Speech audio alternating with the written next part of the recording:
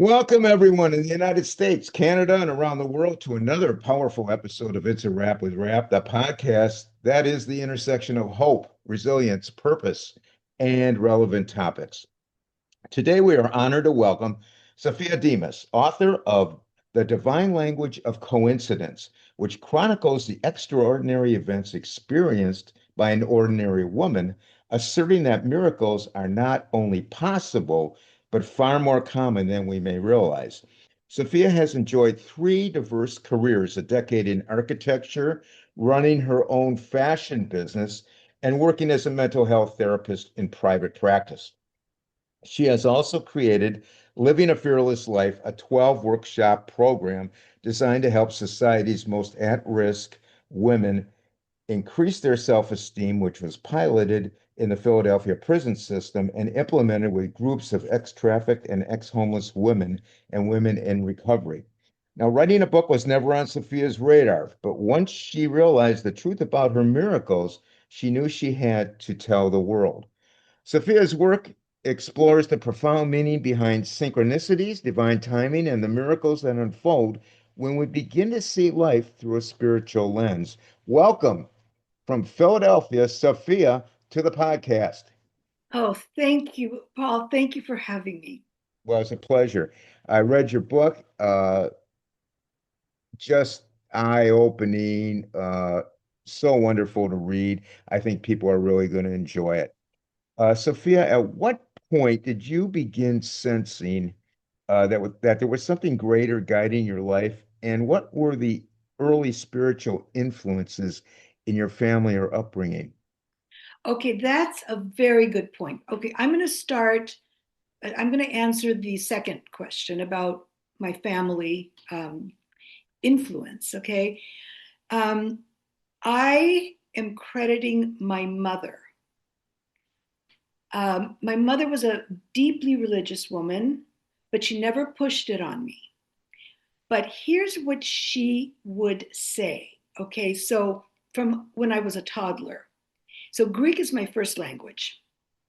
And so in Greek, if you add a suffix to an object, it makes it diminutive. It makes it cute. Okay. So there's the glass, and then it becomes the little glass. Okay.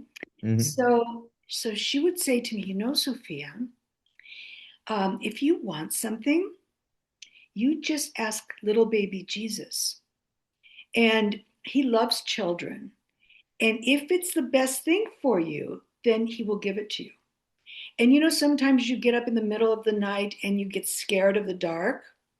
Well, just ask the little Virgin Mary for protection. So here, unbeknownst to her, what she was doing was imbuing me with this attitude, this perspective that um, communicating with unseen beings was just perfectly natural. And Right. I think that that is what, because I talk to, in thought, I talk to all my dead, dead relatives. Um, I ask for things, and then I say thank you. So, and the book is basically, because it's a memoir, the miracles are in chronological order, except for two chapters. One is titled Please, which is about prayer, and the other one is Thank You, about gratitude. Right. So I ask all the time, and then all day long I say thank you, and I just get more, more, more, more. So, you know, So, at what point did you begin sensing there was something greater guiding your life? okay, I was 19 years old.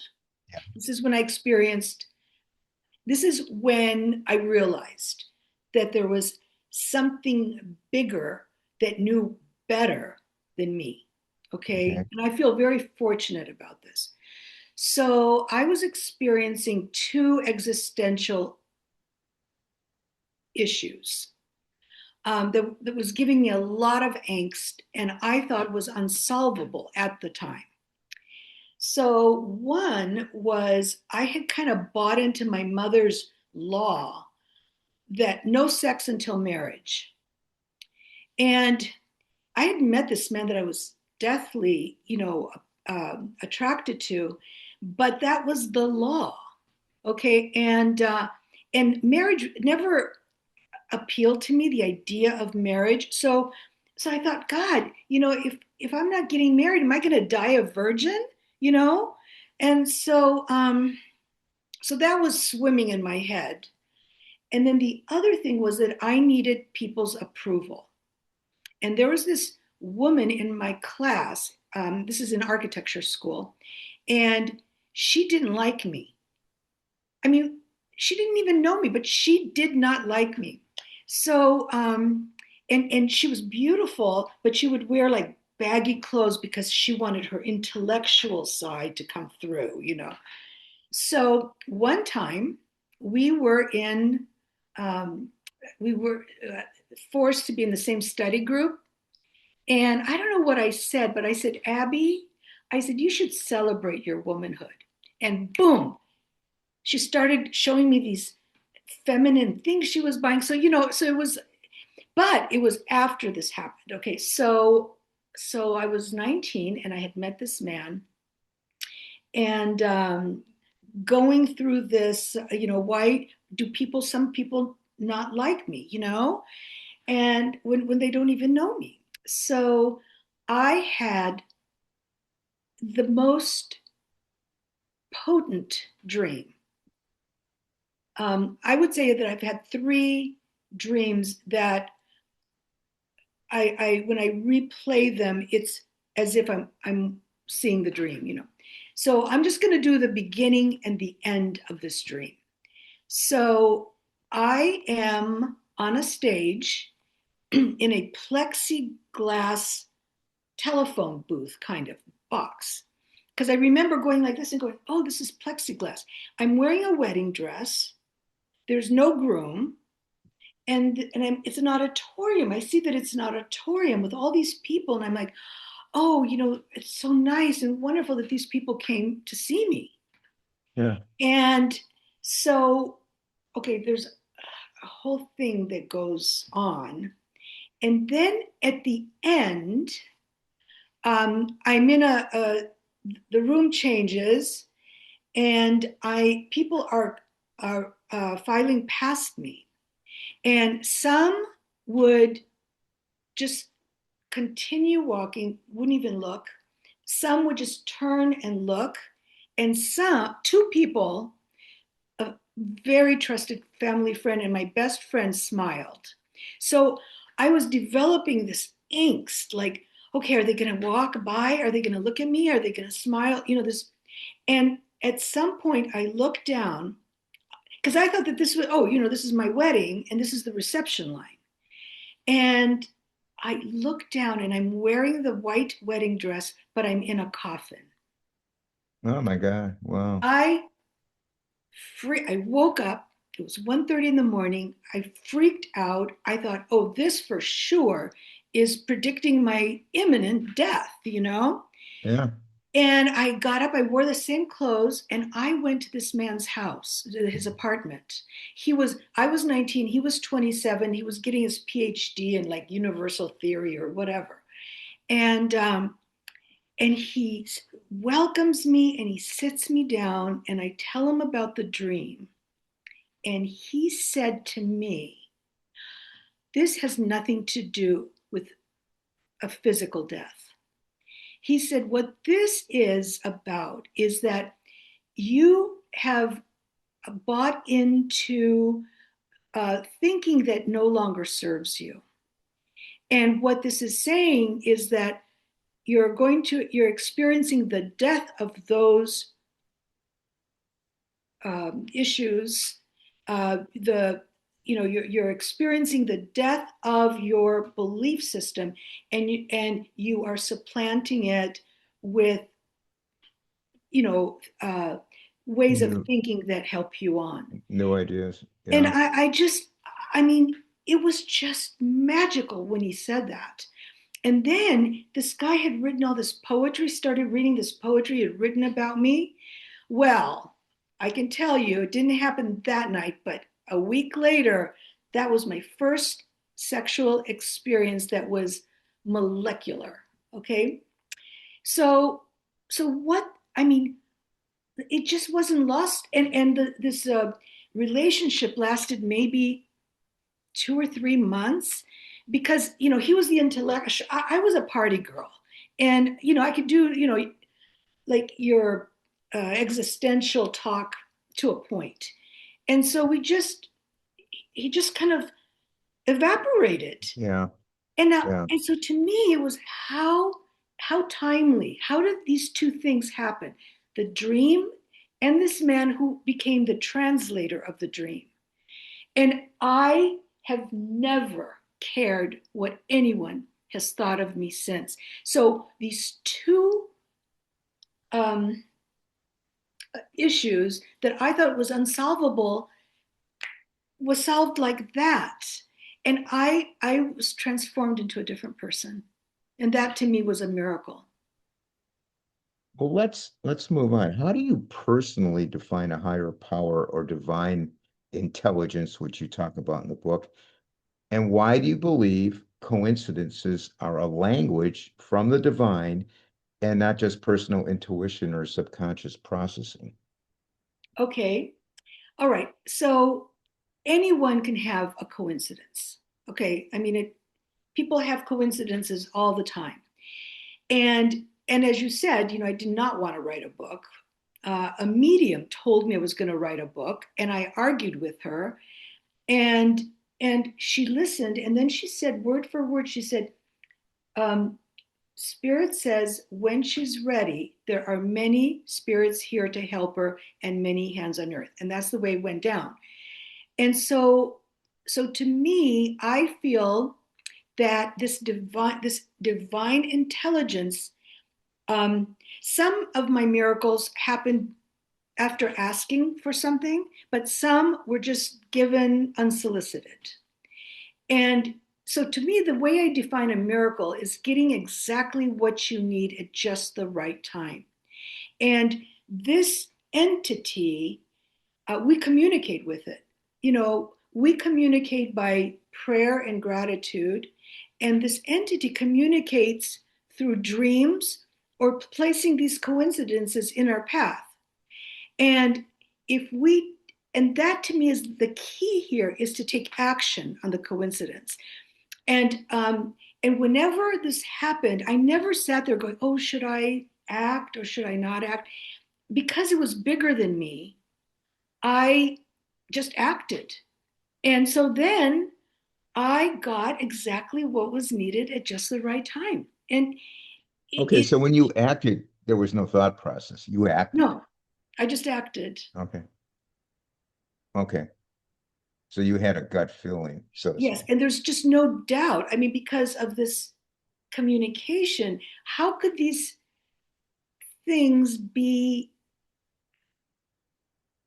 put in my path? I mean, how does, I mean, it's this entity knows, it's been proven to me over and over again Knows that what you this needed. entity knows more than, and I can give you a couple of examples, but there's just not a trace of doubt. Do you see divine intelligence in scientific terms, religious terms, or both? Both. Okay. Both. And I'll say that because when I started writing the book, I didn't know how to organize it, but like the medium said, there were hands on earth and these amazing coincidences that propelled me. And I'm sorry that what was the question again? I went off. Oh, the question was, do you see it as both in terms Yes, of religious or right. spiritual? So Scientific, I'm sorry.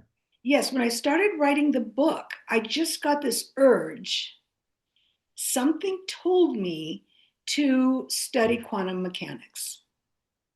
And it's not, and I did, okay. And it's so interesting. I got the study, and I would do anything but read. this book. I mean, I would clean the toilet or go on an errand, you know, and then something happened that forced me to read the book. Okay, and so the reason was, even though my faith is unshakable, um, I I wanted I wanted to see how these things, how these amazing, you know, external experiences can happen in our physical world. And quantum mechanics helped me. Okay. Now, for our audience, can you define synchronicity? And you believe everyone experiences it in the same way? Yes, I think it's the same way because, okay, so anyone can have a coincidence. All right. But then there's a difference between a coincidence and a meaningful coincidence, which I define as synchronicity. And that word was given it by Carl Jung. So The there's a 30s, I difference, believe. and I could give you, you know, later I can give you an example of what I mean. Okay, uh, so what would you say to skeptics out there who dismiss coincidences as just random things happening? Um, you know, it's kind of interesting. This first book, when I got my advanced reader copies, Yeah, I had 100, and you give those out to people so they read the book, and then the week after your book is published, they write a review. right. So in my book proposal, they asked in the marketing section, they asked if what is your target market and who is not your target market. So I said, who is not my target market is the evangelicals and the atheists. You know, because you know I give equal validity to Buddhism and Hinduism, and that would freak them out. You know, so um, and then they had to answer some questions. So because I don't know any evangelicals, but I know a slew of atheists, and so I gave it to 10 atheists. All 10, I was shocked. All 10 loved the book. All 10 said that they would give it to another atheist. What if one simple phrase has been holding you back your entire life? Sorry, I can't. It sounds harmless, even polite, but what if can't isn't the truth? What if it's just fear, doubt, or habit disguised as reality? In the powerful and eye-opening book, Sorry, Can't is a Lie, author Arthur Lee, inventor of LifeVac, the anti-choking medical device used worldwide that has saved thousands of lives, challenges one of the most limiting beliefs we carry every day. This isn't just a book, it's a mindset shift. Arthur takes you on a journey through the hidden ways we unconsciously limit ourselves, whether it's in business, relationships, health, or personal growth. We often default to I can't without ever questioning why. But here is the truth.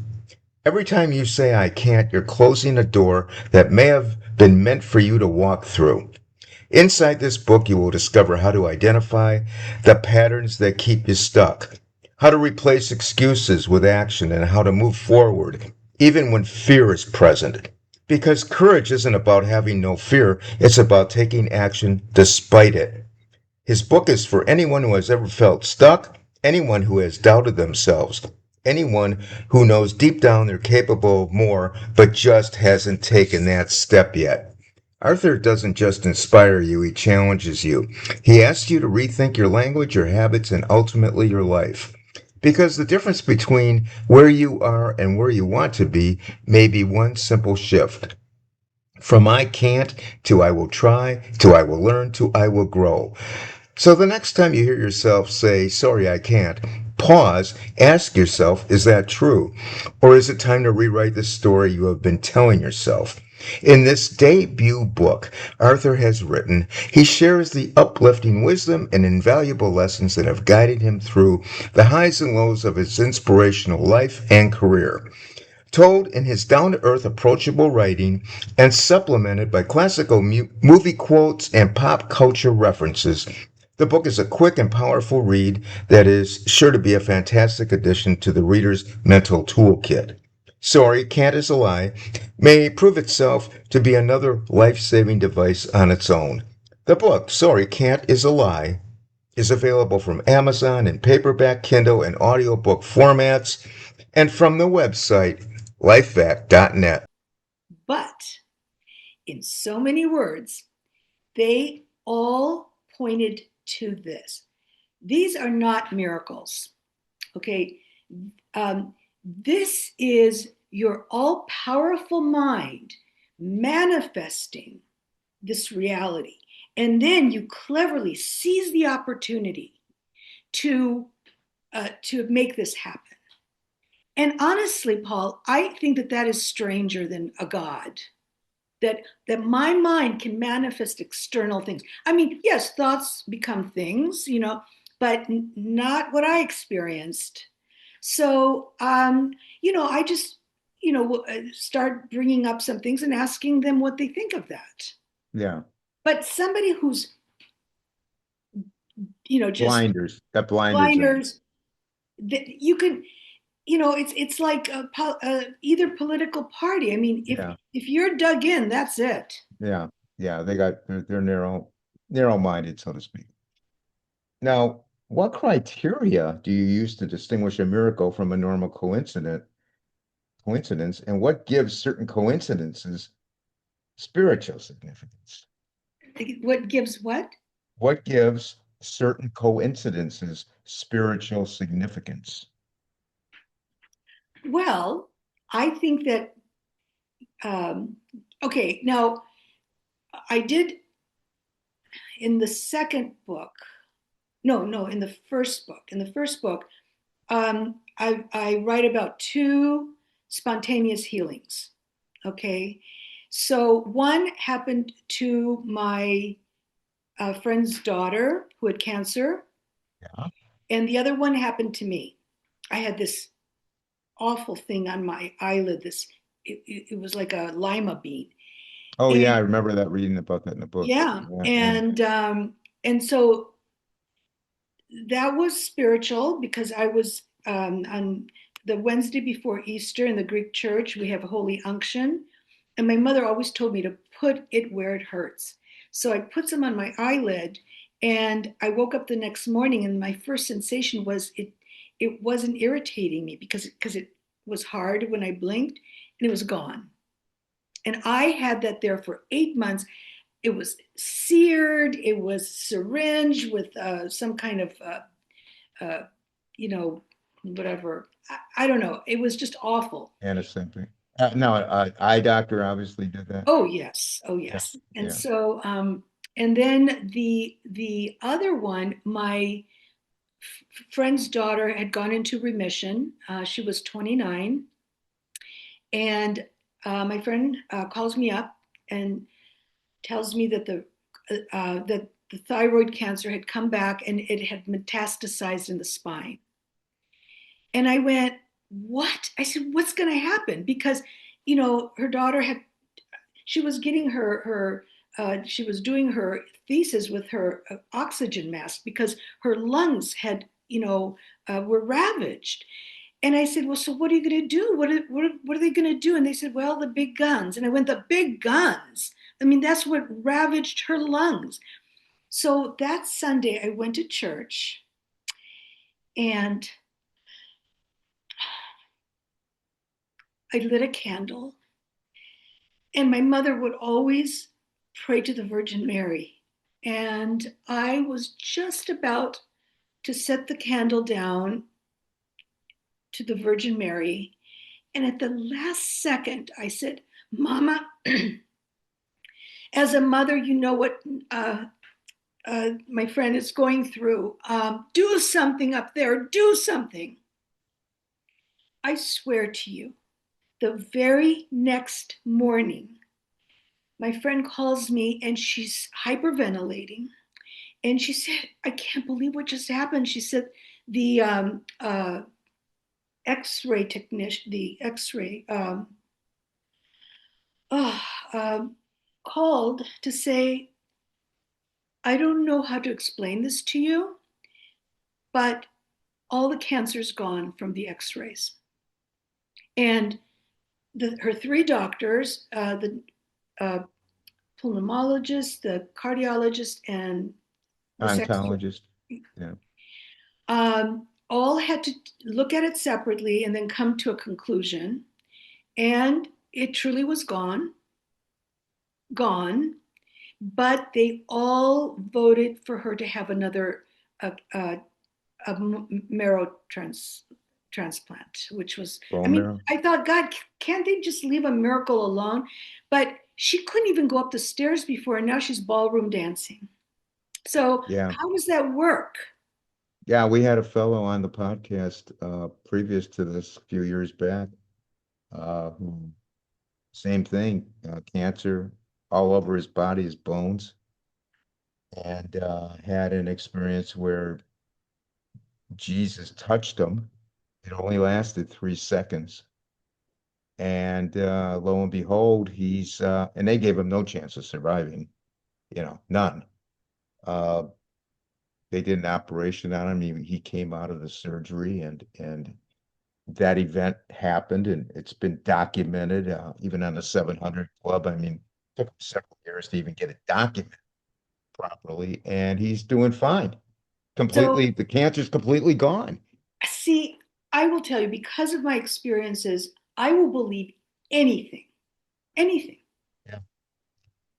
Have you ever ignored a coincidence and later realized its significance? No, it wasn't telegraphed to me that I missed something. So I wouldn't know. I wouldn't. Oh, that's interesting. I'm going to have to think about that. But offhand, no. So, do miracles require belief, or do you think they happen regardless? I think they happen regardless. Okay. But um, you have to recognize that something just happened that's bigger than you. And some people say, well, those things just never happened to me. And it's like, okay, well, how did you meet your spouse? How did you uh, end up in this career? How, Yeah. and if you really start thinking about it, Yeah. there's signs. You can put one and one together. Oh, my friend's son, he would walk to work a certain way, and this one day he decided to go a different way, and he sees this woman coming towards him, and she smiled at him, and he continues a few, feet, and turns around and asks her for coffee, and they got married. Okay, Wow. so now that made him believe. Yeah. Yeah. Now, you emphasize taking action after recognizing a coincidence. Now, how can someone distinguish between fear-based hesitation and just intuitive guidance? Is there a risk of misinterpreting the intuition? Um, well, I would say the action taken is not like a seismic thing, that's gonna maybe blow in your face. So, can I give you an example? Yeah. Okay, so two things happened to benefit our wedding. Okay, so my husband and I um, decided to get married on the 4th of July, and we picked the 4th of October to get married.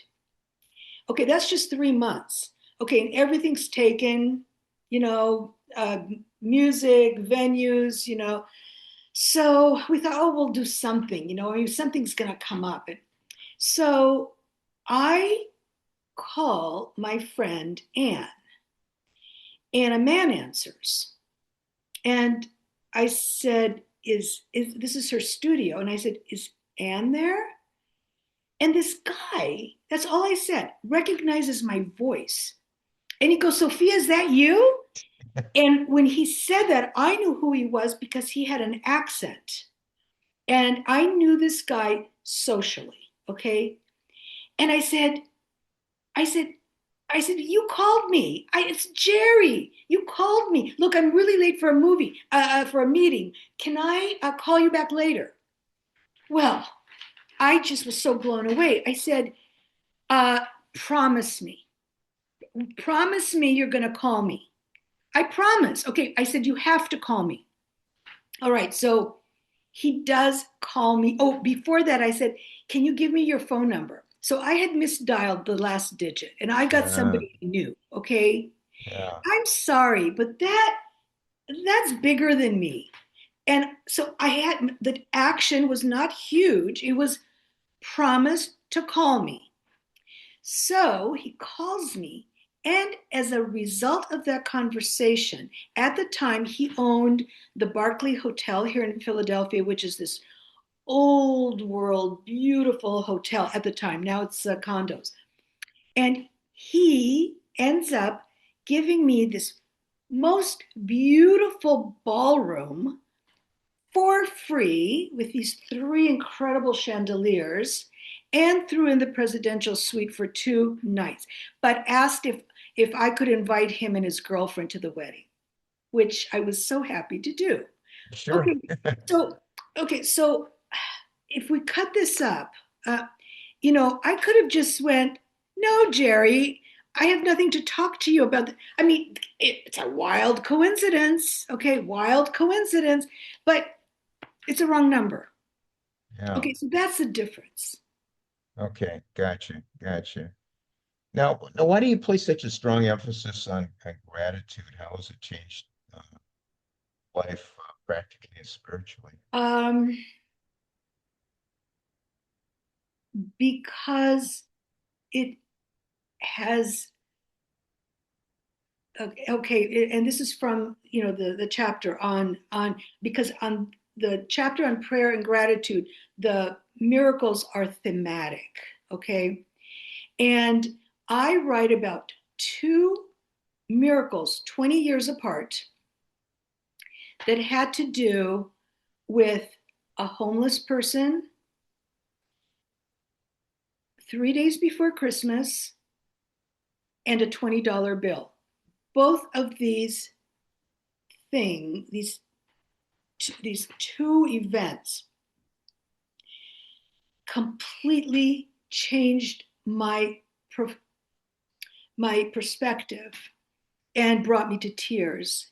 And it was the most healing thing I can. It it was about love and it was about healing. So I have just thank God. And then something is like I get something even more. Like I've many times I said, "Oh God, it doesn't get better than this." And God says, "Oh yeah, watch me." How can those listening to this become more aware of divine timing in their own lives? Well, I think, as I said, I credit my mother for opening up, my mind to these things that these. I guess if you believe and and have this faith from the beginning, it's Have you ever experienced something so perfectly timed, so meaningful that it felt like more than coincidence? What if those moments weren't random at all? What if they were messages? Today, we're talking about a powerful and thought provoking book, The Divine Language of Coincidence: How Miracles Transformed My Life After I Began Paying Attention, by Sophia Demas, a work that invites us to look at life through a completely different lens, one filled with meaning, purpose, and connection. This book has been recognized as a 2021 Gold Award winner. In a world that often feels chaotic and unpredictable, Sophia presents a compelling idea that coincidence is not accidental. It is intentional. It is a language, a divine language that speaks to us through patterns, timing, and experiences that nudge us in the direction we are meant to go.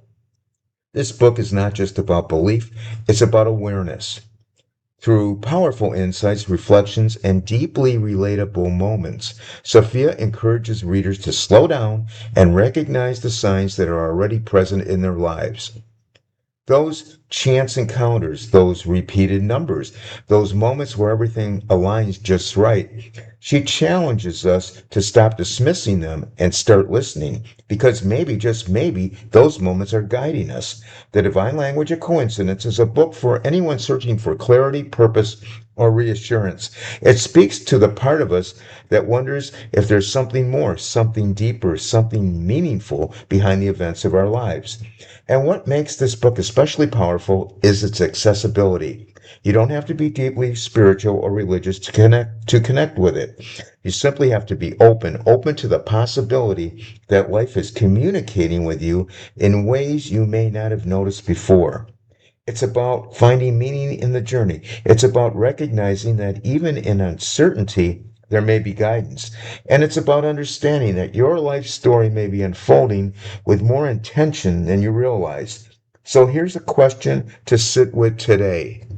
What if the moments you've been calling coincidences are actually signposts? What if they're pointing towards something greater?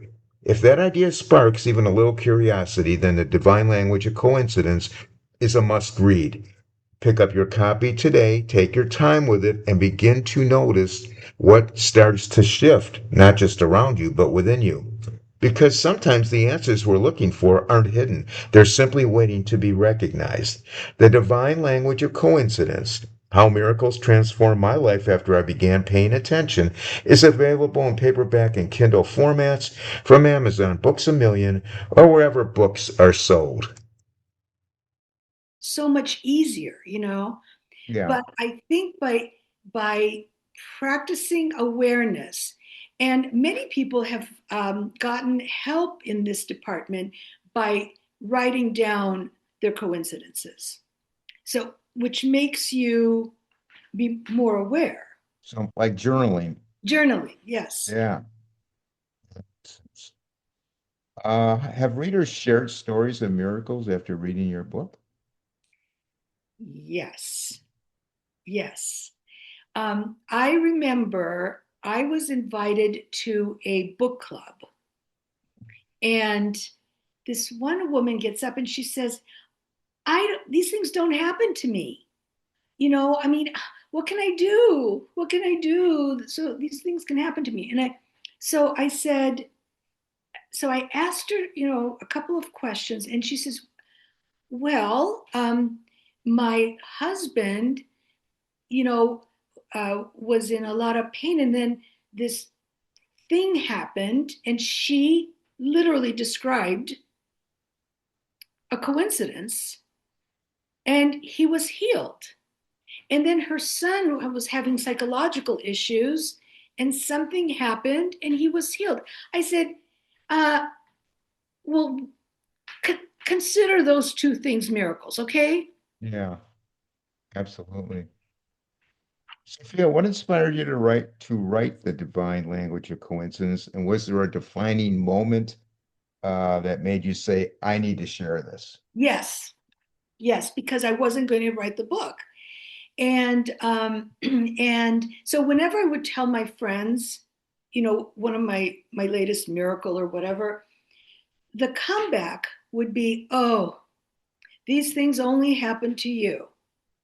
And I found this annoying because I'm not special. I'm not a guru or a yogi or anything, or a saint.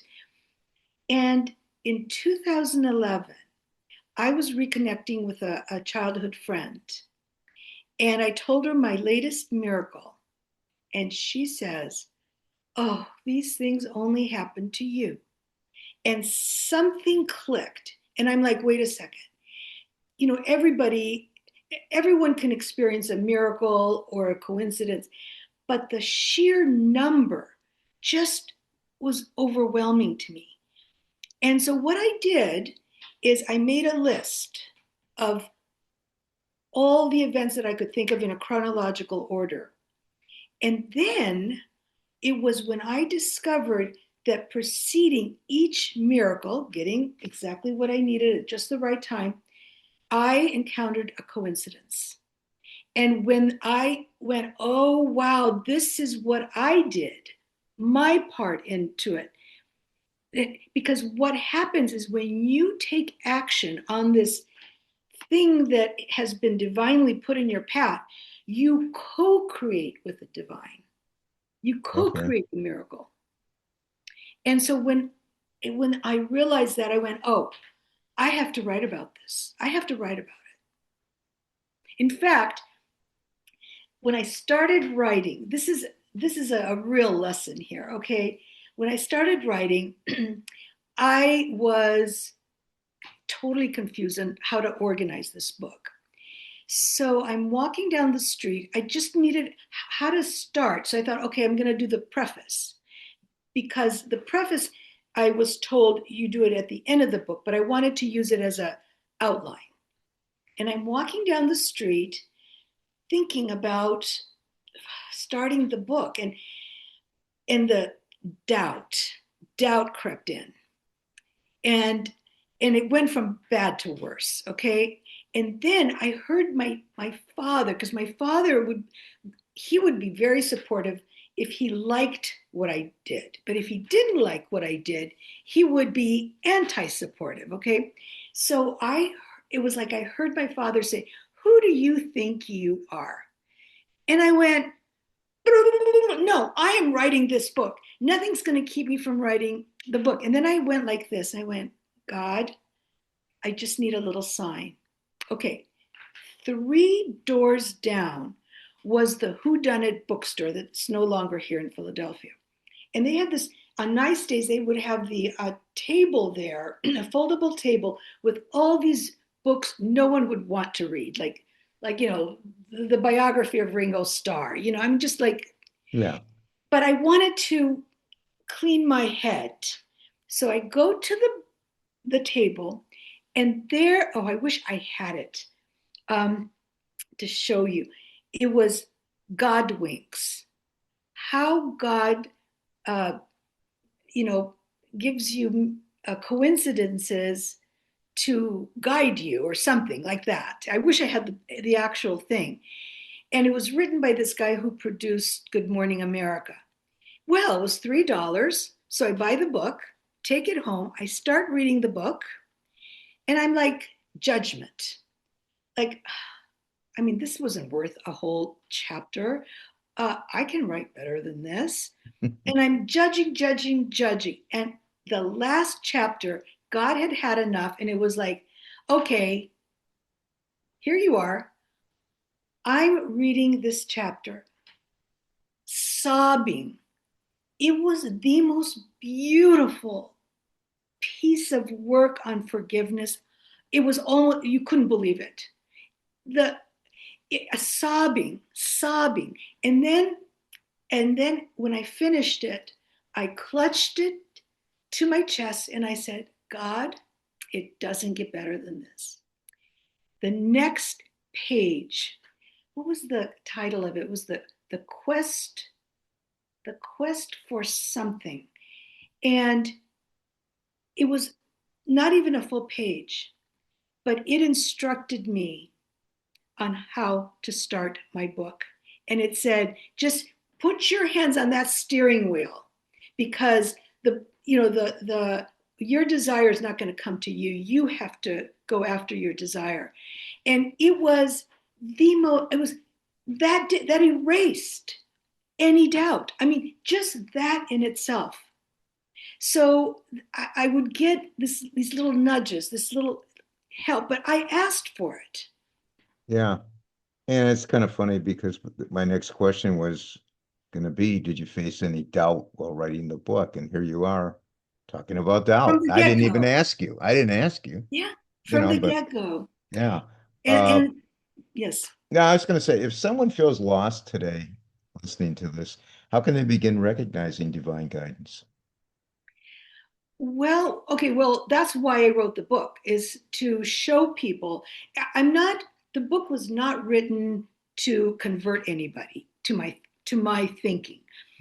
The book was written to just say, this is what works for me Okay. and why. Okay. And these are my prayers that I say for different reasons. You can make up your own prayer. I mean, so I guess that's why I wrote the book, to show how these things can happen. And I guess you have to have some belief to say, help me, give me a sign.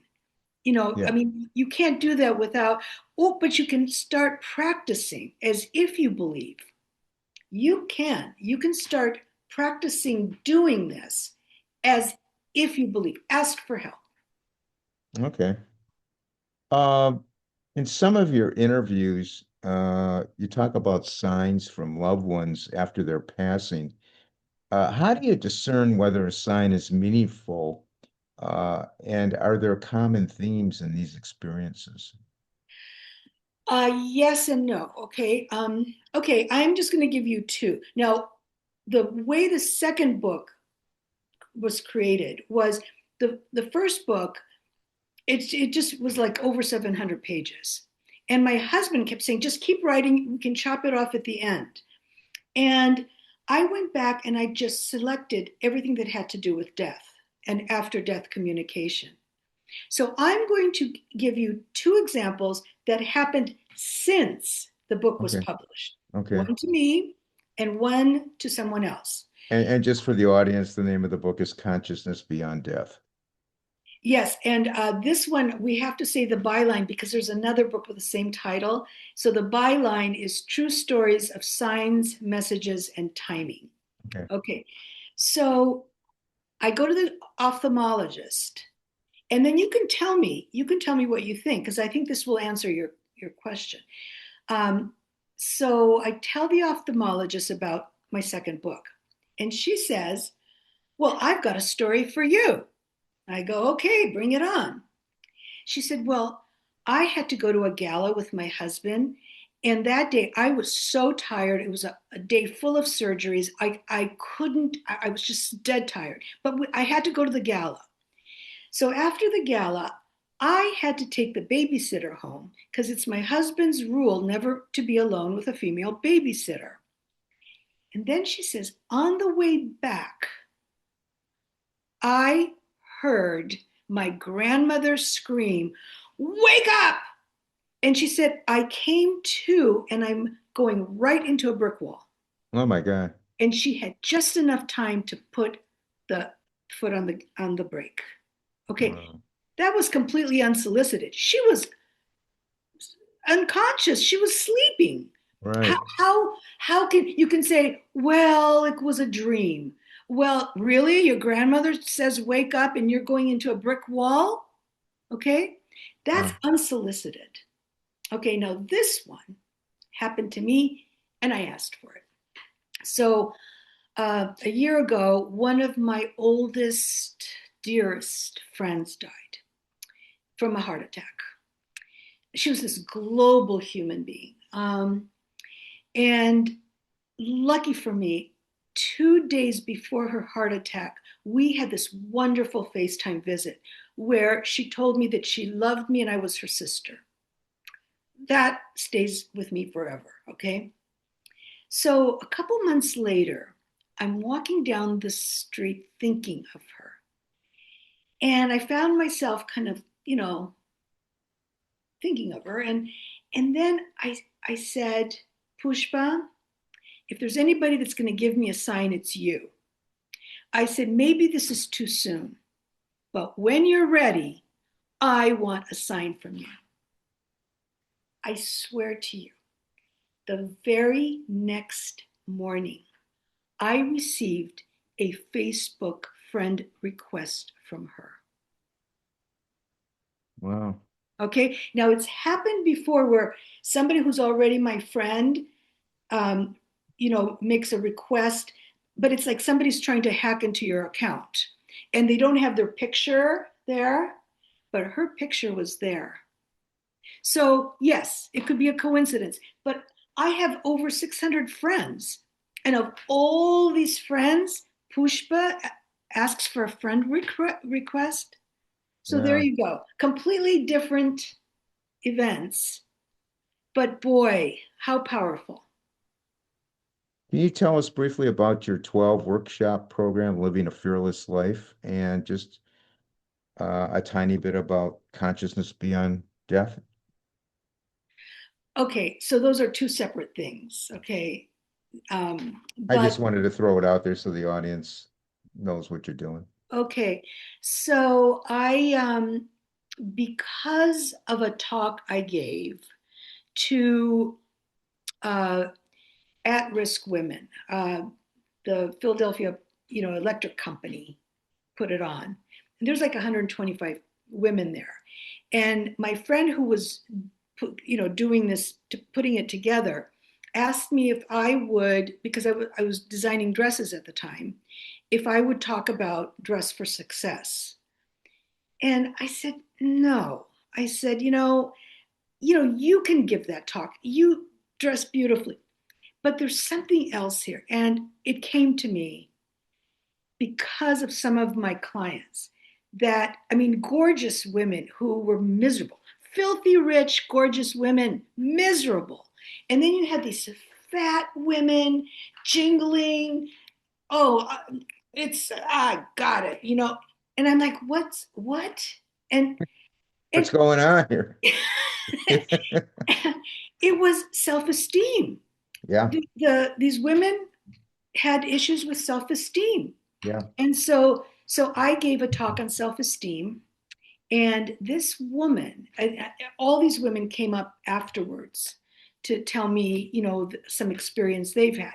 This one stoic woman, just absolutely stoic, African American, tall. She stood by at the side, and then when everybody else was gone, she says, you know, because I was saying how if you hit your if you got hit as a kid, you'll hit your kid. So you have to trip some of these things. And she said, I would hit my child and I didn't know why, but now I do, and I'm not going to do it anymore. I'm like, I said, look, it's like you just had 2 years of therapy. I mean, for her to come up with that. So that started me thinking, and then I created my workshops. Okay. Now, if somebody wants to contact you, how do they get a hold of you? Well, they could go on my website, and there's a contact page, What's the so they website? can email me. Okay, what's the website?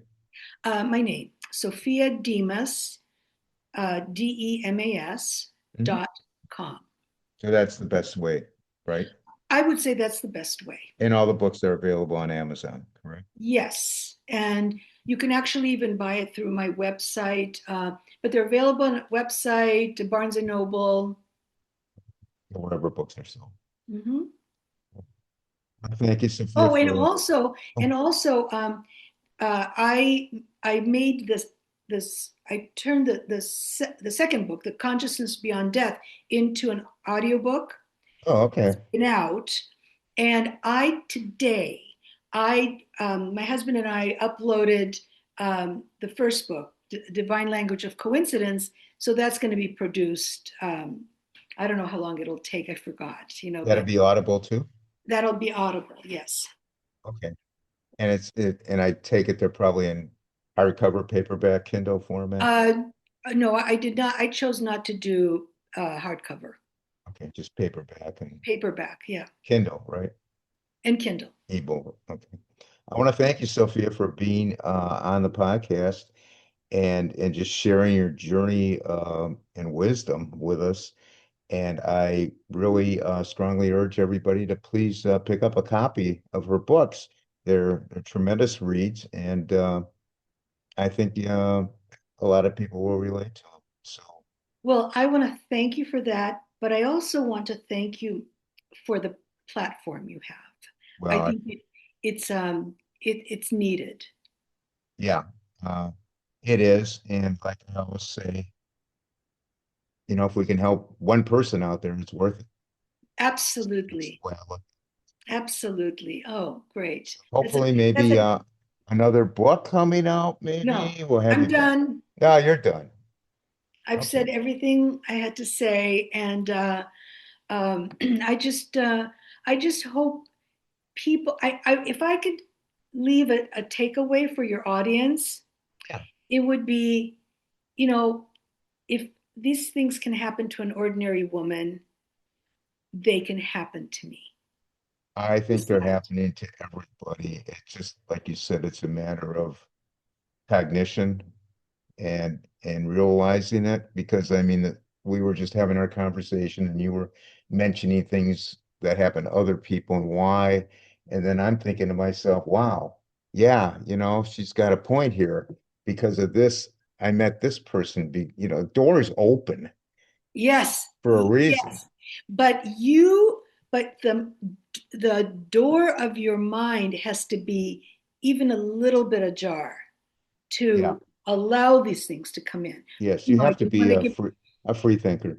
because I didn't want, along with not wanting to write the book, I didn't want to get married and I didn't want children.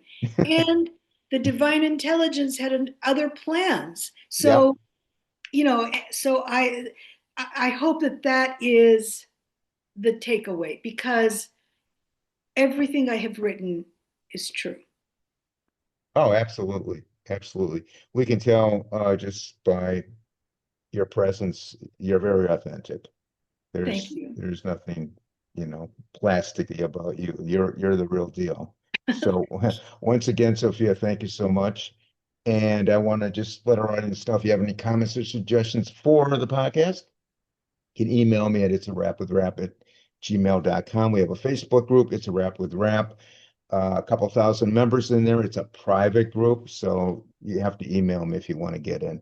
Uh, we're on Instagram. It's a Rap with Rap podcast. We're on X at rapper WRAPPER 130. We're on all the social media platforms. Our website is it's a wrap with rap.com. Don't forget our book nook. A lot of our guests that have authored books, their books are on the book nook on the website.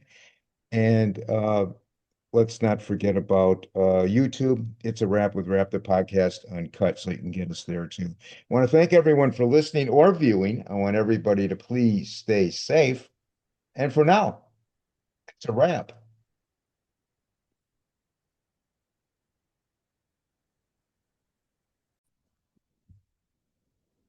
The podcast is so happy and proud to have Blue Sky CBD as one of our sponsors and supporters.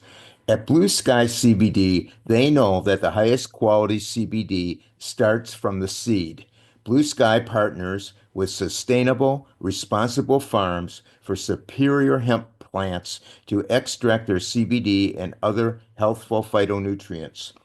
Each of Blue Sky's products contain high concentrations of CBD for maximum impact, and Blue Sky offers some of the lowest cost per milligram CBD on the market.